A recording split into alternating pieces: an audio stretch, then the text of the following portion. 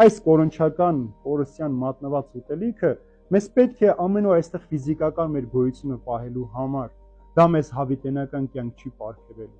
բայց ովքեր որ հավատքով մոտենան Քրիստոսի մարմնին եւ արյանը, նրանք հավիտենական կյանքի մեջ պիտի ապրեն։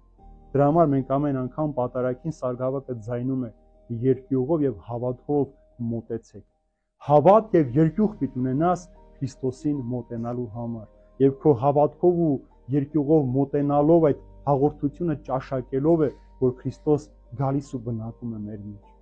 Հիսուսն ով որ այս հացից ճաշակի, ես նրա մեջ պիտի բնակվեմ, նա էլ իմ մեջ պիտի բնակվի։ Եթե մեկը բնակվում է Հիսուս Քրիստոսի մեջ,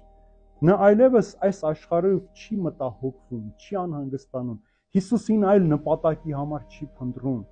որովհետև արդեն իսկ գիտի, որ Հիսուս տեղյակ է իր բոլոր խնդիրներից, դժվարություններից